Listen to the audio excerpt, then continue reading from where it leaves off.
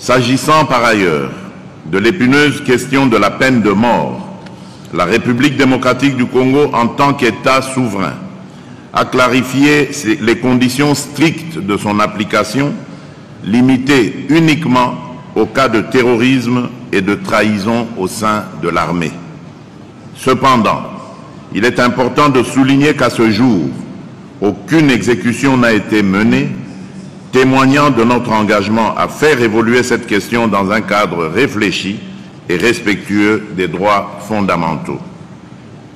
La justice congolaise doit refléter notre souveraineté, notre dignité et notre vision d'une nation forte où l'impunité et l'indiscipline n'auront plus de place. C'est par la justice que nous renforcerons l'autorité de l'État et gagnerons la confiance de nos concitoyens et de nos partenaires. Loba, malobeze panayo.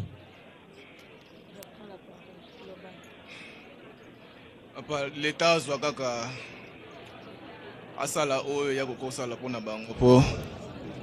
Toyoki malamute. L'État yemoka sala oyo kokosala pona bango po ngana zakida ya muta kokufa. Wili kambote. Tozano na posa toyeba makamdenge leki na musindo na yango. Alors, Olobi ba mema kinga ende ya. Un instant. Yo ozaki na bavien na bozo beta masolo pona lolenge ni bosengi boso ma monter ya mutu kweza na kati na lopango. Oui. Alors, masolo nezo beta ma oki posa ya petit besoin. Ya petit besoin. Obimi ndo kutani na mwana mwasi oyo bazo sala nini? Na sisi kosuba ko bimane na zo bima na couloir wana na kuti mwana mwasi abana auta kinga bazo mata. Azo bima avec ponko jekoko. Ye aya botoli esaki. Ngala ka saka za lokande si ye moko loka ba jeno bazala ka ba mesala goyala ba butu. Est-ce qu'on peut arranger ces micros-là parce que on a du mal à entendre les déclarations de la victime. Arranger les micros.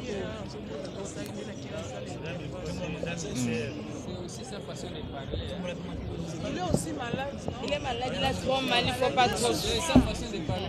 Il est aussi souffrant, il faut le comprendre. Est-ce que moi, si on a Babotola qui est sac déjà? Abotola qui est déjà sac, il y a banné de Rokima. Nani abotolier? Yé, oh, il y a télémion.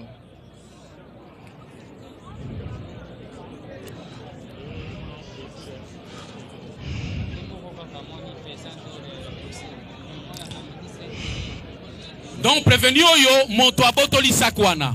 Tanga abotoli sakinga la landiye, nzoka ne bazaki. Yo landiye. La landiye. La kaisaka za ye moko nzoka baze bele. Ba bimi na mi panza mir. Aliya bandi koloba katai nda beti lichet ya liboso na bare nde ba beti nga awa ndenge mususa yoko beta na mutu na mukongo nazaki vraiment isusu ngai te ne na retour nde bato bamona ki ye azonga ki loboko akati na ngongaba azwi loboko ekweyi loboko o akati akena ngo wapi ngaba akena ngo na ngaba moto akati siko machete wana nani? Mutakata kinga machete yeyo. Ye. Aleba ninga na yeta ngbaye, albandi ko lobala bango ke no ke katai. Wadi ana zalaki dia loboko de za dia ko katana. Nazaki souffre vraiment ngaita. Oyeba kindenge nini tango akati o machete? Loboko ekwei, alokoti yango, oyeba kindenge nini kiake nango na ngaba. Nazalaki dia monsonné.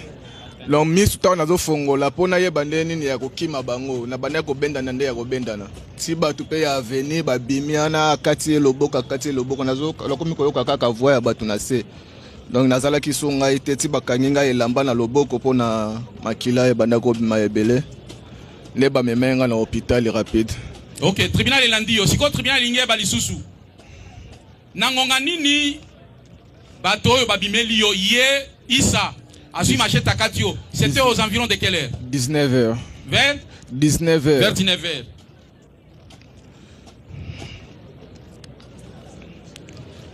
Est-ce que o identifia kindenge nini ke ye oyo prévenir nde mutakati yo? Elongine ye mutabima liboso. Olobi? Ye nde mutaliboso abimaki. Ye mutaliboso abimelaki yo. Baninga nde mutabayo kangama na bamir. Et c'est nangonga ba 19h. Butu ese koti. Okoka koyeba ndenge nini? Moi, mon lit, ezalaki, mais éclairage, ezalaki na avene. Nini ezalaki? Éclairage, ezalaki na avene. Éclairage ezalaki? Oui. Lumière? Lumière, ezalaki. Lumière wana ya banini? Ya ba ampoule ya économique. Oki masolo ndenge eleki? Nayoki oyo masolo eleki boye. Ezambala liboso te, yo na groupe na yo. Bobimela batu. Le 30 décembre, bobimeli bango pona ko menacer bango, pe botoli ba téléphone ya batu. Le 30 décembre. Bobisi bango lokola bino bovandisa ba mbila wa bokomona. Et vous avez extorqué des téléphones de paisibles citoyens. Au-delà de ça, Yoka. Au-delà de ça, le 12 janvier, Yona groupe na yo, bobotoli sac ya mwana mwasi. La partie victime est intervenue. Pona koluka ko sauver mwana mwasi wana sac na ye. Alandi bino bobimisi ba machette bo papier bo katier loboko. Réaction les andengeni. Bon, o tout balobi na moni za lokuta. Lokuta na papa uni. Papa o aucho ya a. Lelo azalaki kuna kote na zalaki. Aibisi OPJ te mwana abotola nga téléphone. Natali pe wana lobi ngam na botolo téléphone. Téléphone te tozana makambo ya kokata mutu mloboko. Le même jour lundi bakangaki ngai. Basoda bakangi nga bakena ngai. Nakekuta place puna na nani. Basoda bakangi yo pamba te mitune tuna nyawa. Bayebi ndenge nini ke yo oza kolukama mpona okata mutu loboko. Basoda wana baza ba médium te, baza ba magicien te. Ndenge nini ba cible yo. Et puis ndenge nini mandeko no bayebi si yo babiko bimate parce que bazolu ko kanga batu o bakati mutu loboko. Pona sangwe panzana de nga ba mobimba. Balobi ngam na kati loboko babenga jefite na senga babo bazong sanga place na zalaki basala enquête na ngaba baluka enquête musu ezali te enquête yango tubina ezosambisa yo maloba suka nga na jefite te nga kombo na nga Isa ezape na batu misusu pe batelemia koloba batu misusu te loba pona yo moko ezape na batu misusu baza bayebi ngai basoda bayaki na kombo jefite. Okay. Justement, et ici, nous avons suivi les réquisitoires de l'organe de la loi. À la question de savoir si le prévenu est coupable de faits infractionnels lui reprochés et peut encourir une condamnation pénale, le tribunal militaire de garnison de Kinshasa Matete, à la majorité des voix de ses membres et par scrutin secret, répond par oui. À la question de savoir si le prévenu peut bénéficier des circonstances atténuantes, le tribunal militaire de garnison répond par non. Disant droit, dit établi, en fait comme en droit, les préventions de terrorisme et d'association de malfaiteurs. À conséquence, le tribunal les condamne en les déclarant coupables à la peine de mort pour association de malfaiteurs, à la peine de 20 ans de service pénal principal pour terrorisme, faisant application de l'article 7 alinéa 1er du code pénal militaire, les condamnent à l'unique peine la plus forte, soit celle de la mort, statuant sur les intérêts civils. Le tribunal déclare recevable et fondé l'action civile et condamne le prévenu au paiement de la somme de 100 000 $ américains payable en francs congolais pour tous les préjudices subis en termes de dommages et intérêts. Ainsi, jugé et prononcé en audience publique dès ce mardi, 14e jour du mois de janvier de l'an 2025. Et que le verdict est tombé, donc le tribunal des garnisons militaires de Matete a rendu son verdict. Voilà, le Koulouna ou bien le bourreau d'un paisible citoyen vient d'être condamné à mort pour terrorisme, mais aussi condamné à 20 ans de prison ferme pour association de malfaiteurs, et il doit également dédommager la victime.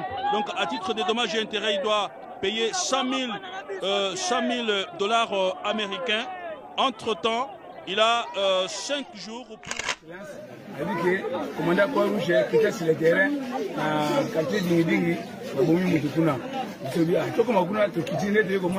que solo babumu yibi awa butu ebite anga kota anda bonini e babumiye bango ba pekisa bango bana mbala baniko yoka te kasi ba pekisi ba bati ba far DC pona ko likambo oyo me baniko yoka te baniko yoka te tika bango na makambo na pote ba sisa ile ko vraiment yona biboye moi biso moi yo ba yate nous commence à penser biso ordre peut-être ko longa mutu soit on est direct soit avec une morgue pour ça mo yibi famille bezo mo na te mais moi ça peut autrement ça te toute la population va dire que adam mo wa yibi asante et bien adam mo wa yibi asante toute la population adam mo wa yibi asante ya kuna masa serikali to linge oyo so mo na gato ko mo na makambo yo bo ba tikali ba zo solution que non tetika na biso le ba suka ali de petit conseil na ba jeune garçon o ba tikali.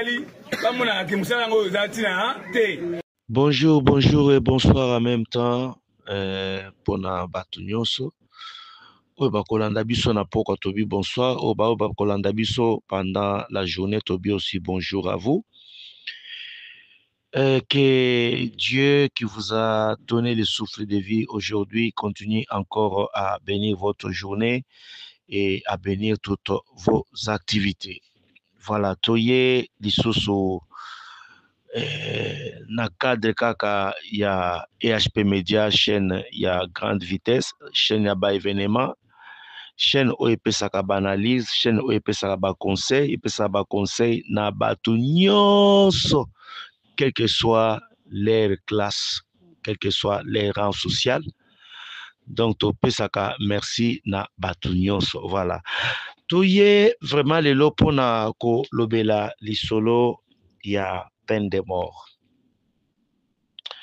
Tolo banan makambo peine de mort oyo quelque part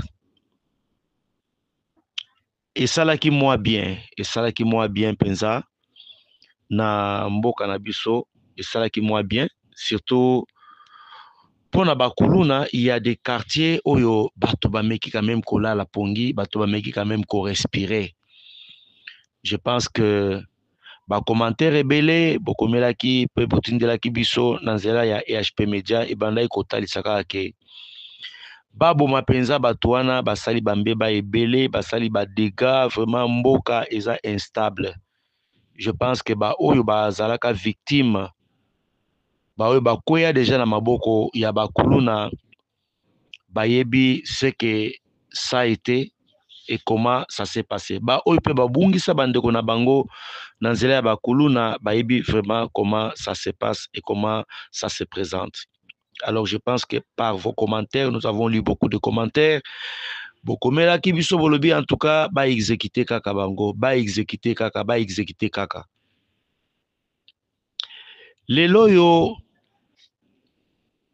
mundele lokola lukaka toujours place wapi akokotela akoluka na ndenge nyonso place wapi akokotela ndenge kaka boyebi totai kozala victime mikolo eleka ya embargo na mboka na biso munduku ekoki kosombama te, mais pendant que le pays est agressé par les Rwandais. C'est-à-dire que banguna bazokota bazozwa avantage, mais pendant que binomoko oyo il fallait bobunda na biloko moko ya kala, ba arme moko ya kala penza oyo kutu donc ozo beta oleke lisasi ebima liboso ebimi na ndenge ya sima. Alors embargo wana ezalaki vraiment un manque à gagner pour la RDC. Et par la diplomatie ya mokonzi ya mboka toyaki komona makambo changer, armée et comme réformé, tout ça esalaki moi bien bato babetaki maboko parce que tokomi na armée oyo ezali responsable. Sikoyo bandeko lokola kaka boyebi ke mundele alukaka toujours bango wana baye pona kotuna sikoyo epa ya mokonzi ya mboka mende nini kuna na mboka na bino bozokanga ba mineur boboma ba mineur bozo exécuter bango au soi-disant ya bakuluna, c'est-à-dire que na ndenge bayeli awa ezalaki nde lolenge ya koluka sikoyo ba sanction mususu pour que bakende ko frapper mboka na biso ya Congo. Eloko ezokamwisa c'est que les mêmes Congolais oyo babetaki maboko pona peine de mort, les mêmes Congolais kaka babaluki, les mêmes Congolais kaka bakomi bilobela lobela, biloba loba ono mokonzi ya mboka ndenge aza wana asokoli maboko lokola Ponce Pilate, atiki na ye mwana mboka Constant Mutamba à son propre sort. Makambo oyo ezolobama soki eza atake eza ba étranger bato ya libanda nde baloba yango, ta mosusu to comprendre que ba penza na réalité ya mboka na biso te. Mais vous allez voir que ceux-là qui parlent de la sorte eyaka ba Congolais. Yango zomona vraiment mboka na biso, nous avons des sérieux problèmes pour pouvoir avancer. Pona nini? Parce que tozoyeba te comment qu'on se positionner. Tantôt le matin on dit autre chose et arrivé à midi on dit autre chose. Inconstance wana yango ezosala penza ke mboka ezozalaka toujours na kati ya ba problème ndenge to connaître yango lelo boye. Alors bande ko balandi ya EHP Media, qu'est-ce que nous voudrions donc comprendre et eloko nini tolingi penza to profiter en ce moment pour na ko glisser loko la conseil et pas ya batu nyonso oyo baolanda biso. Soki oyaka na mokili na ideke na ke na mokili pona ke sepelisa bato, en tout cas yebisa Nzambe azongisa yo lisusu na lola, revoir ba pensée na yo, parce que na mokili soko oyeke osepelisa bato, bato kaka moko wana bakozangisa yo ko atteindre ba objectif na yo. Tomona Jésus Christ ba oyo kaka babetela ye maboko, ba oyo alesa mapa, bango moko kaka wana nde babalukela ye. Jour batunaka, que voulez-vous qu'on puisse sacrifier? Les mêmes peuples là a crié sacrifier Jésus. Botika Barabas, bobo makara Yesu wana. Oya salela biso bolamu wana. Bandeko, vous allez comprendre que dans les discours oyo mokonzi ya mboka sali alobi makambo ya exécution to ya peine de mort ezo concerné nde batu oyo babundisa mboka, batu oyo baza ba terroriste. Voilà, ba terroriste. Na batu oyo bakanga makata mususu ke na kati ya bitumba, batu ya lolenge wana, ce sont ceux-là à qui est réservée la peine de mort. Et si que peine de mort ezate ko concerné bakuluna. Ce qui est concerné bakuluna te bandeko na ebité stratégie nini bako utiliser to bako sala lisusu pona ko réajuster en tout cas problème oyo ya bakuluna pour que population évacue tranquillement na kati ya ba occupation na bango. Analyse tolingi to sala lelo c'est que si il arrivait vraiment que babomaka bangote et que tous les kuluna prenaient maintenant connaissance de la chose, que bandeko na biso oyo bakangaka wana bakenda na bango kokufa te, bazande soit quelque part place baosala bilanga to quelque part batindi bango ka ndenge tomonaka ndenge bandai kozala kala kanyama kasese. Bato ebele oyo basala badega bakenda kuna, bakenda batanga ba misala maboko, bakomo sala bakiti, ba développer penza na makambo ebele. Alors si vraiment tous les koluna apprenaient cela, est-ce que makambo yango penza ekosilaka awa na mboka na biso ya Congo? Question mark. Wana eza penza motuna, eza neti libanga tobwaki na molili. C'est que oyo ekozwaye ye mutu akobelela ai. C'est pour dire que Batunion, surtout au Bakolanda Biso pendant ces moments, beaucoup me la biso vraiment en commentaire Toyeba. Quel est le conseil que vous allez donner par rapport à cette histoire ici? Constant Moutamba a continué vraiment na makambo ya peine de mort ou bien atikanae asala semblant peine de mort ekokoma kaka pona ba terroriste.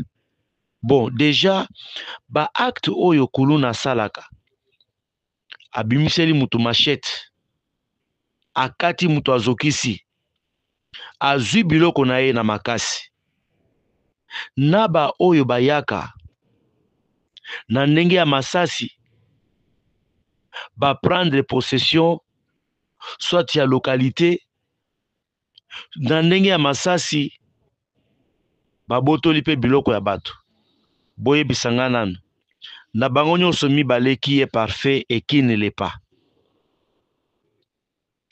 Kuluna oyo aobimisela bato machette abotoli biloko ta mosusu pe abomi a violer. Na mutu oyo pe azoya na ndenge ya masasi azobotola biloko ya bato pe a violer. Qui est parfait? Nani amo santo na bango nyonso mibale. En tout cas, écrivez-nous en commentaire. Nous voudrions vraiment vous entendre et vous lire et surtout recueillir aussi sagesse oyo bino bokopesa bokolakisa biso toko landa yango. Pourquoi? Parce que tomoni même d'autres Congolais bana bango libanda mboka ayebi ata phénomène kuluna te batikala pe kozala attaqué te. Mais tomoni ba Congolais wana bakomi ko condamné. Maintenant nous sommes en train de nous poser la question bandeko biso ba Congolais tolingi penza nini? Nani oyo penza tokolinga abongisela biso mboka oyo ya Congo? Parce que batu nyonso bayaka bazaka mabe. Sikoyo Nzambe nde akita ye moko sikoyo abongisela biso Congo ye moko akoma président wana ekoki pe kosala mate parce que eza ndoto ya baba. Yango vraiment toyebaka ko se positionner toujours dans ce sens que tozala na position moko. Tozala te bato oyo na tongo alobi eloko mosusu akomi na pokwa a changé alobi eloko mosusu. Quant à moi, je vous retrouve encore prochainement pour la suite de nos émissions. Bye.